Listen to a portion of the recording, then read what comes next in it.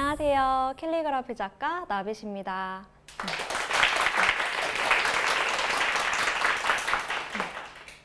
오늘은 캘리그라피로 창업을 할 수 있는 여러 가지 방법에 대해서 알려드리려고 하는데요.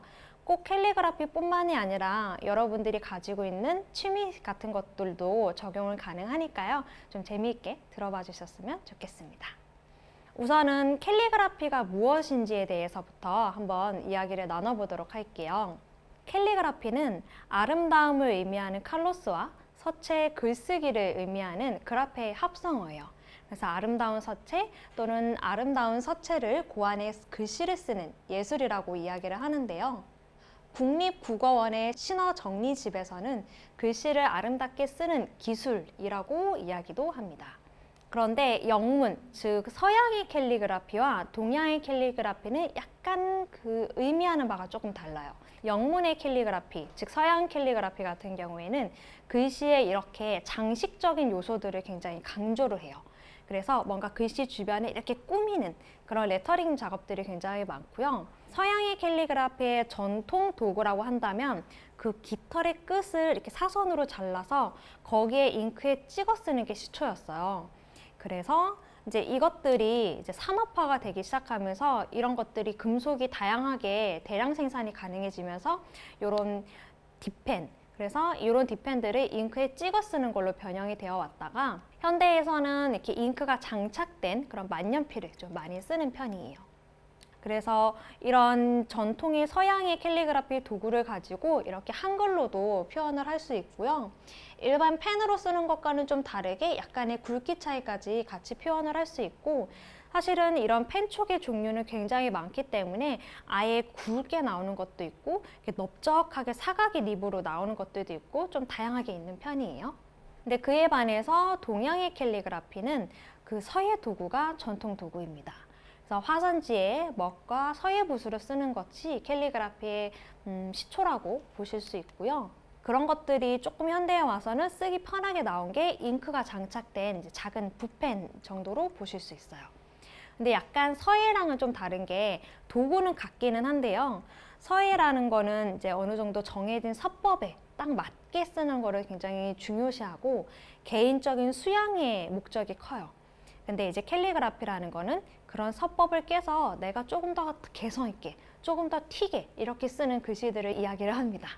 동양의 캘리그라피를 보면은 아까 봤던 그 서양의 캘리그라피와는 좀 다르게 글씨 안에 확 굵은 데도 있고 확 가는 데도 있고 먹물이 이제 촉촉하게 묻은 데도 있고 약간 거칠게 이렇게 묻은 데도 있고 그런 것처럼 조금 더 과감한 표현이 더 가능하고요. 그 전달해주는 그 느낌들이 되게 많아요. 그래서 요 사랑이라는 글자를 한번 비교해서 이야기를 해보면요. 요 오른쪽에 있는 사랑 같은 경우에는 그냥 펜으로 쓴 사랑이에요. 근데 왼쪽에 있는 사랑 같은 경우에는 굵기에 가늘고 굵고도 있고 선도 좀 통통하면서 또 짜리몽땅하죠. 그래서 아이들을 생각하면서 쓴 사랑 글씨고요. 또 이쪽에 보시면 지금 저쪽에 있는 사랑자는 그냥 한 초등학생, 개구장이 애들 그런 애들을 쓰면서 쓴 사랑이었는데 지금 이쪽에 왼쪽에 있는 사랑 같은 경우는 뭔가 좀 사연이 있어 보이지 않나요? 뭔가 좀 쎄한 그런 거친 막 이런 슬픈 막 이런 사랑을 좀 표현을 해봤습니다. 그리고 또 이쪽에 있는 사랑 같은 경우에는 이제 막 연애를 시작한 막 대학 커플 같은 그런 사랑의 느낌이 나고 또 이쪽에 있는 사랑 같은 경우에는 뭔가 좀 획이 거칠고 이러죠. 그래서 뭔가 중년의 그런 좀 이렇게 오랜 깊은 사랑이라든가 뭔가 종교적인 사랑 그런 것들을 한번 표현을 해봤거든요. 지금 여기에 있는 사랑 글씨는 맨 처음에 보여드린 그것만 펜의 도구였고요. 나머지는 전부 다 붓을 가지고 사용한 캘리그라피예요. 한 가지 같은 굵기의 붓을 가지고 사용한 거였는데 이렇게 굉장히 다양한 느낌으로 표현을 하실 수 있고 동양의 캘리그라피가 조금 서양과 다르게 의미가 있는 게 또 한글이라는 특징과 합해져서 굉장히 이미지적이고 약간 감성적인 것까지 전달할 수 있다는 그런 장점들이 좀 있습니다. 또 폰트랑 한번 비교를 해보자면 폰트는요. 기본적으로 이 사각틀 안에 획이 많던 적던 사각틀 안에 꽉꽉 채워져서 나와요. 그래 요즘 나오는 그냥 캘리그라피 폰트는 조금 더 많은 변형을 좀 시도를 하고 있긴 하지만 사각틀 안에 넣는다라는 게 가독성을 좋게 하기 위해서거든요. 근데 이제 손으로 쓰는 글씨에서는 획이 적은 건 적은 대로 짧게, 많은 건 많은 대로 길게 이렇게 리듬감을 많이 표현을 합니다. 그래서 또 폰트와는 조금 더 재미를 줄 수 있는 그런 장점들이 좀 있어요. 사실은 캘리그라피라는 용어가 되게 서양의 용어잖아요. 그러니까 서양에서 말하는 캘리그라피와 동양에서 말하는 캘리그라피가 약간 개념이 다른데 이 캘리그라피라는 용어로 좀 칭하는 게 아쉬워서 2012년 국어국리원에서는 먹글씨라는 순우리말로 사용을 하자라고 발표를 했어요. 근데 이제 캘리그라피라는 용어가 워낙 좀 대중화되어 있어서 이 용어가 좀 많이 쓰이고 있지는 않지만 오늘 강의를 들으시는 분은 아, 먹글씨라는 용어도 있구나 라고 한번 기억을 하시면 좋을 것 같습니다. 제가 수강생님들에게 캘리그라피를 왜 배우시나요? 라고 여쭤볼 때가 있어요. 그럼 대부분 어렸을 때부터 낙서하는 걸 좋아했어요. 또는 글씨를 너무 못 써서 잘 쓰고 싶어요. 성격이 급해서 붓글씨로 차분해지고 싶어요. 좋은 글귀를 예쁘게 써서 힐링하고 싶다거나 또 글씨를 써서 선물하고 싶다거나 나중에 캘리그라피로 수익 활동이나 강사 활동 또는 내가 사업을 하시는 분들은 내 사업체 로고를 직접 만들고 싶어서 이렇게 캘리그라피를 배운다라고 얘기를 하시는 분들이 있어요. 그래서 이런 모든 것들이 캘리그라피의 또 장점이 될 수도 있고요. 그럼 이제 본격적으로 캘리그라피로 창업할 수 있는 여러 가지 방법에 대해서 한번 알려드리도록 할게요. 근데 아까도 말씀드렸다시피 꼭 캘리그라피뿐만이 아니라 여러분들이 가지고 있는 개인적인 취미 활동으로도 다 요새는 많이들 하고 있는 방법이거든요. 그래서 첫 번째로는 이제 강의가 있을 수 있는데 아까 저도 그랬다시피 어떤 특정 공간을 이용을 해서 이제 처음 강의를 시작을 했잖아요. 공간을 만약에 빌리거나 뭐 작업실을 낸다거나 하는 거는 비용이 부담이 크겠죠. 그래서 그렇게 시작하는 것보다 약간 카페나 스터디룸 같은 공간을 빌려서 한번 가르쳐 보는 거를 좀 추천드려요. 그렇게 하다 보면 내가 캘리그라피를 좋아하기는 하지만 이걸 가르치는 걸 좋아하는지 이걸 내가 개인 작업을 하는 걸 좋아하는지 약간 깊이 들어가면 영역별로 또 달라지거든요. 그래서 이런 데서 강의를 시작을 할 수도 있고 요새 같은 경우에는 그 강의를 홍보를 해주는 그런 플랫폼들이 되게 많아요. 그래서 온오프 믹스나 승고, 뭐 프립, 타링 이런 이제 플랫폼에서 약간의 수수료를 받기도 하는 데가 있긴 하지만 그렇게 내 강의를 알릴 수 있는 자리가 많이 있고요. 역시나 자신의 블로그나 SNS는 물론 거기서도 강의를 이제 홍보할 수 있는 곳들이 있습니다. 또 그뿐만이 아니라 외부 기관에서 강의하는 것들이 있겠죠. 뭐 센터라고 한다면 사설문화센터, 백화점문화센터, 뭐 동네 주민센터 이런 것들이 있을 거고 뭐 학교, 뭐 방과후 활동으로 아이들 많이 하니까 그런 것들도 있고요. 요새는 개인적인 동아리나 이런 소모임들도 많이 있고 기업에서 하는 이런 출강들도 있습니다. 그래서 약간 그런 외부 센터나 학교로 나가는 강의 같은 경우에는 자격증을 요구하는 데도 있기는 해요. 근데 이제 개인 강의나 개인이 이제 강의를 이렇게 뭐 카페나 이런 데서 하는 거는 굳이 자격증을 요구하지는 않습니다. 그러니까 자격증이라는 거는 그러니까 최소한의 요건이라고 보시면 되고 정작 중요한 거는 내가 평소 글씨를 써왔던 그런 포트폴리오들 그런 것들이 좀 중요하다라고 보시면 될 것 같아요. 그래서 이런 센터 같은 경우는요, 각 홈페이지에 강사 지원 란이 있어요. 거기에서 내 포트폴리오와 이제 이력을 좀 정리를 해서 이제 발송을 하면 거기에서 이제 필요한 때 이제 연락을 좀 주시거든요. 백화점 문화센터가 되게 뭐 어려울 거라고 생각을 하시는데 이게 생각보다 이렇게 지원을 많이 안 하시는 것 같더라고요. 그래서 좀 적극적으로 지원을 하고 그냥 기다리다 보면은 자리가 생길 때 또 기회가 돼서 들어갈 수도 있고요. 그쪽에서도 사실 사람들을 많이 찾아요. 왜냐하면 좀 좋은 인재들이 없나 이렇게 많이 찾은데 내가 먼저 이렇게 연락을 하면 그쪽에서도 좋겠죠. 그리고 이제 한 군데에 보통 연결이 되면 또 이렇게 잘 이제 강의를 해오면 이제 또 약간 이제 사람들끼리 또 얘기들이 오가잖아요. 그러다 보면 다른 데랑 좀 더 또 확장해서 활동을 할 수 있게 됩니다. 그리고 또 제가 지금 나빗 아카데미 이렇게 운영하는 것처럼 개인 작업실이나 공방을 차려서 이렇게 강의를 하실 수도 있겠죠. 또 캘리그라피의 장점이라고 한다면 그 무형의 디자인으로 또 돈을 벌 수 있는 것들이 있어요. 아까 예시를 좀 많이 보여드리긴 했는데요. 캘리그라피가 글씨이기 때문에 진짜 쓰일 수 있는 곳이 되게 무궁무진하게 많아요. 그래서 이렇게 아파트 브랜드와 로고로 만들어서 또 할 수도 있고 이렇게 간판들도 할 수 있고요. 또 어떤 사업체의 로고로 사용이 되면서 여러 가지 그 사업체가 가지고 있는 상품에도 이렇게 캘리그라피가 사용이 될 수 있습니다. 또 이분 같은 경우는 서브 타이틀로 이렇게 캘리그라피를 이제 명함으로 이렇게 제작을 하셨는데, 이렇게 만든 내 캘리그라피 로고는 내 SNS에도 다 활용을 하실 수 있거든요. 그러면 또 개인 브랜딩이 또 될 수 있겠죠. 그리고 이렇게 방송 타이틀로도 활용을 할 수 있고, 요거는 이제 아까 그 영상물로 보여드린 건데, 요새는 영상 콘텐츠에도 이런 캘리그라피를 많이 활용을 해요. 그래서 쓸 수 있는 곳이 진짜 무궁무진하게 많아요.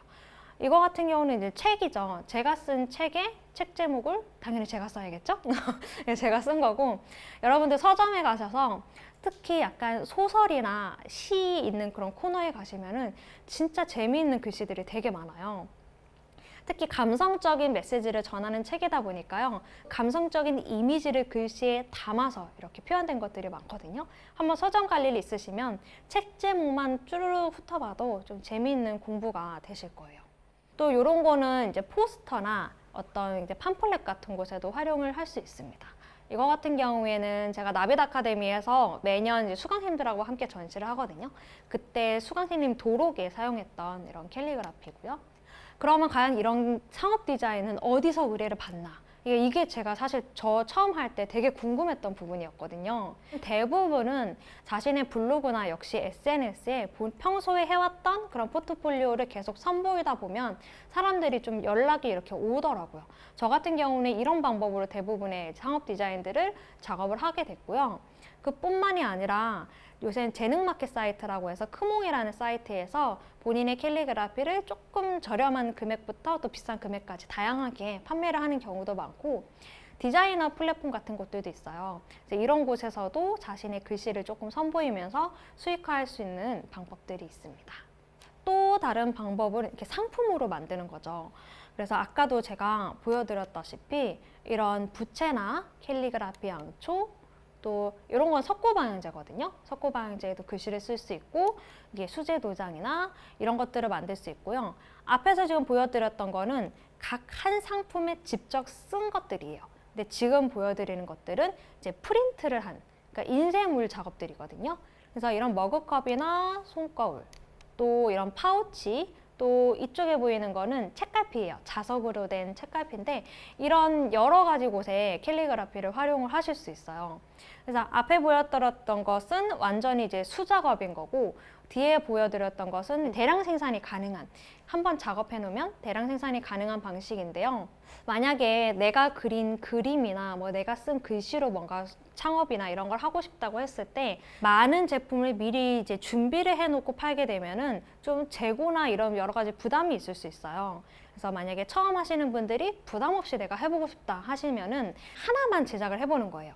그러니까 인쇄 상품 같은 경우도 하나만 제작하면 사실은 좀 비용이 비싸거든요. 그리고 하나만 제작 안 해주는 데도 좀 많아요. 대부분 몇백 개를 제작을 해야 되니까. 근데 그렇게 제작을 했다가 이게 안 팔릴 수도 있잖아요. 그러면 이게 다 내가 돈 어떻게 다 공짜로 나눠줄 수도 없고, 그렇기 때문에 하나만 좀 제작해 주는 곳을 찾아서 샘플로 만들어 놓고요. 그걸 먼저 보여드린 다음에 그다음에 후제작으로 들어가는 거죠. 그러니까 선 주문을 받고 후제작의 방식으로 가게 되면 사실은 비용도 먼저 주문을 받았기 때문에 내가 몇 개를 구매를 할지 이제 알잖아요. 제작을 할지. 그렇게 되면 단가적인 부분도 낮출 수 있고, 그렇기 때문에 내가 제공하는 상품의 가격도 좀 낮춰서 많은 분들에게 또 선보일 수 있거든요. 그런 방식으로 하시면 또 좋을 것 같고요. 또 앞에 보여드렸던 수작업 같은 경우에는 당연히 이제 그런 방식이 가능하겠죠. 주문을 받고 이제 제작을 하는 거니까. 그런 것들이 하나의 팁이라고 될 수 있고, 또 이렇게 드라이 플라워랑 같이 해서 또 작업을 하실 수도 있습니다. 얘 같은 경우는 드라이 플라워는 이제 손으로 직접 작업을 한 거고요. 이 카드는 이제 대량으로 이제 주문을 받았던 거라서 샘플 하나 만들고 대량으로 이렇게 작업을 한 거예요. 그럼 하나하나 일일이 쓰는 것보다 이렇게 대량으로 받을 때는 이렇게 인쇄물로 들어가는 것도 괜찮아요. 그래서 이런 아트 상품은 과연 어떻게 판매를 할까? 라고 생각을 하시면 역시나 블로그와 SNS, 그러니까 이것들은 사실은 생각해보면 우리가 무료로 쓸 수 있는 자원들이거든요. 그래서 그런 것들을 적극적으로 좀 활용하시면 좋을 것 같고요. 또 쇼핑몰이 될 수도 있겠죠. 저 같은 경우도 뭐 아트 상품이 아닌 하나의 작품을 제 개인 쇼핑몰을 통해서 지금 판매를 하고 있는 것들이고요. 또 오프라인으로 내가 판매를 해보고 싶다 하시는 분들은 처음 스타트하기 좋은 게 플리마켓, 그리고 조금 이게 익숙해지시면은 핸드메이드 페어, 그리고 아니면 개인의 이제 어떤 공간에서 이제 판매를 할 수 있는데요.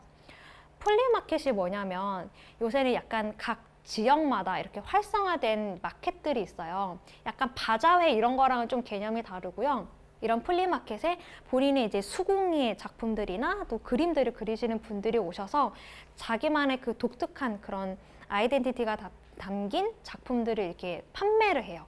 판매도 하고 이제 사람들에게 선보이는 자리이죠. 그래서 이런 게 이제 참여하셨을 때 좋은 점이 내가 만든 상품을 내가 온라인에 올렸을 때의 반응과 오프라인에 올렸을 때의 반응이 좀 다르거든요. 그 오프라인에서 그리고 사람을 직접 대면을 하기 때문에 반응이 얼마나 있는지 없는지를 확연히 드러나요.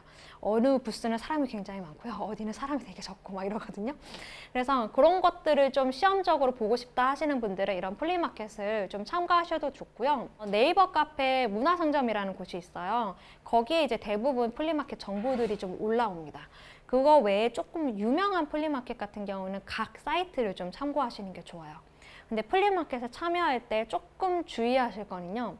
이제 요새는 자리비를 받는 경우가 많아요. 그래서 하루 참여하는데 한 3만 원에서 한 5만 원 정도 비용을 받는데 잘못 들어가게 되면은 유동 인구도 정말 적고 내가 판매하는 상품과 그 연령대나 지역 분위기가 아예 매칭이 안 되고 그런 데도 많아요. 심지어 옷가게에다가 앞에 약간 자기 마당 있는 곳에다가 이렇게 플리마켓을 여는 곳들도 있거든요. 근데 그런 데 가면은 내 돈 내고 이제 사실은 여러 가지 시간 낭비, 돈 낭비 이런 것들이 되기 때문에 직접 방문해서 이게 나와 맞는지, 사람은 정말 있는지, 거기 업체에서 잘 관리를 해주는지 그런 것들을 조금 살펴보시는 게 좋을 것 같아요. 그리고 이렇게 플리마켓을 좀 조전을 했다 하면 이번에는 페어가 있을 수 있는데 유명한 페어로는요. 서울국제 핸드메이드 페어, 핸드메이드 코리아, K 핸드메이드 페어, 서울 일러스트레이션 페어 등이 있어요. 근데 이런 페어들은 진짜 사람이 많이 오거든요. 그러니까 셀러들, 그러니까 참여 작가들도요. 4일 내내 참여를 하는 곳이에요. 그러니까 목, 금, 토, 일 이런 식으로 오전부터 저녁까지 해서 4일 내내 열리는 곳이고 사람도 진짜 몇천 명, 몇만 명 이렇게 오는 곳이에요. 그리고 관련 업체분들도 많이 오시기 때문에 이렇게 업체분들하고 좀 콜라보 되거나 다른 아티스트, 참여한 다른 작가분들하고 좀 친해져서 작업을 하게 되는 경우들도 있어요. 워낙 많은 사람들이 오기 때문에 또 여기서도 진짜 객관적으로 내 상품에 대한, 내 작품에 대한 피드백을 또 받으실 수 있죠. 근데 비용이 좀 고가예요. 이렇게 좀 큰 박람회다 보니까 한 부스당 몇십만 원에서 몇백만 원까지 이렇게 비용이 있어요. 그래서 여기는 좀 섣불리 참여하기보다는 내가 좀 온라인이나 뭐 오프라인에서 조금 팬층을 쌓아놓고 나서 그리고 나서 참여하시는 게 좋아요. 그러면 이제 팬들하고 만나는 그런 교류의 시간도 될 수 있거든요. 그래서 그렇게 활용을 해보시면 좋을 것 같습니다. 그리고 참여하실 때 목적을 조금 분명히 하시는 게 좋아요. 내가 많이 팔 것인가 아니면 내 진정성 있는 작품을 많이 그냥 보여줄 것인가 그런 컨셉을 잡고 좀 참여를 하시는 게 좋습니다. 또 위탁 판매, 오프라인에서 위탁 판매를 할 수 있는 거는 샵인샵이라고 해서 여기는 좀 수수료가 비싸요. 그러니까 개인이 이제 이런 아트 문구류를 많이 판매하는 그런 매장에서 이제 대신 팔아주는 것들이 좀 있어요. 요새는 백화점 안에서도 이런 것들을 또 많이 하더라고요. 이런 식으로 자신의 아트 상품들을 판매할 수 있는 방법들이 있습니다. 그리고 위탁 판매, 온라인으로 할 수 있는 것들은요. 요새는 앱들이 되게 좀 잘 나온 것들이 많아요. 핸디온이나 아이디어스 같은 앱에서 핸드메이드 상품만 주력을 해서 이제 판매를 해주거든요. 이제 그런 것들을 이용을 할 수도 있고 클라우드 펀딩이라 해서 와디즈나 텀블벅 이런 데가 좀 유명한데요. 클라우드 펀딩은 아까 그 선주문 후제작 방식과 같은 거예요. 그러니까 내 상품과 내 상품의 스토리, 그리고 이거를 왜 이렇게 만들어서 판매를 하려고 하는지 그런 것들에 대해서 스토리를 쫙 적어서 이제 올리면은 그것과 같은 가치를 가지고 있는 사람들이 먼저 주문을 해주고요. 그리고 나서 어느 정도 이제 달성이 되면, 목표량이 달성이 되면 그때 제작하는 방식으로 그렇게 진행되는 펀딩들도 있습니다. 그래서 그런 것들도 이용하면은 비용을 많이 들이지 않고도 그냥 천천히 또 시작을 할 수 있거든요. 그리고 컨텐츠. 컨텐츠는 일단 글로 쓰는 것들은 책이 될 수 있겠죠. 그래서 뭐 이런 켈리 책도 될 수 있고, 요새는 약간 출판 시장이 예전보다 좀 낮아진 편이어서 개인의 뭐 태교하면서 그린 그림이라든지 개인의 여행을 하면서 찍은 사진이라든지 그런 것들을 모아서 책을 내는 경우도 많이 있어요. 그래서 이런 컨텐츠들도 수익화할 수 있는 방법이고, 저 같은 경우는 이제 유튜브에서 영상을 올리면서 이제 수익화를 조금씩 시작을 하고 있어요. 그러니까 유튜브도 있고 약간 네이버 TV도 있고 뭐 카카오 TV 등 요새는 영상 플랫폼들도 되게 많거든요.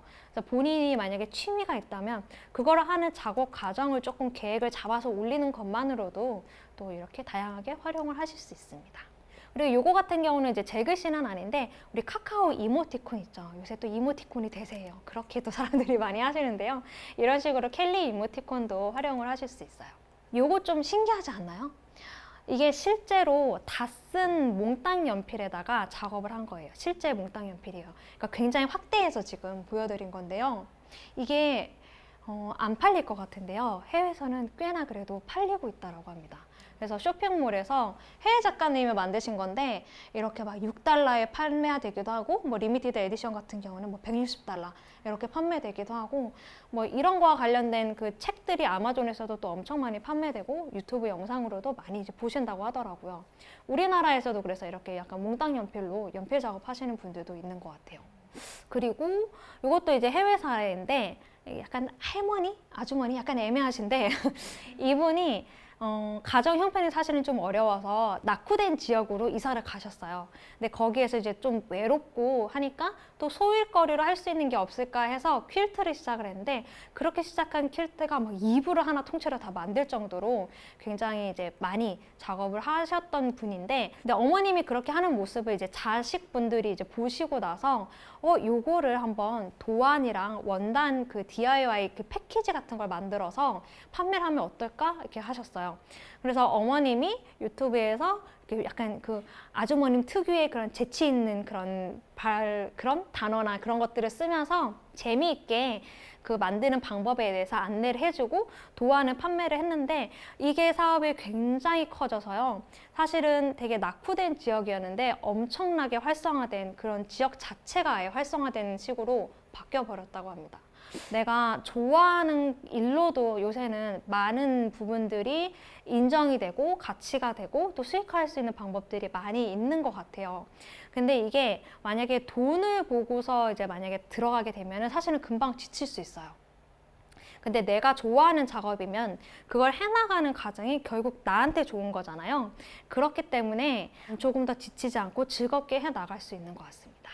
그래서 여러분들도 여러분만의 무언가 취미가 있다거나 뭔가 즐겨하는 그 행위가 있다면 요거를 조금 방향을 틀어서 수익할 수 있는 게 무엇이 있을까 한번 생각해보고 작게나마 도전을 한번 해보시면 좋을 것 같아요.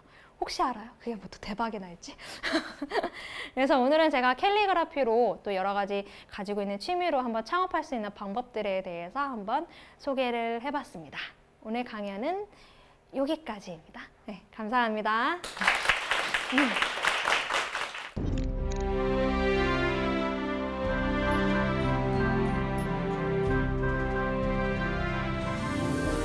이번 순서는 강연자의 삶에 영향을 끼친 인생책을 소개해주는 시간입니다. 오늘 어떤 책 준비해 오셨나요?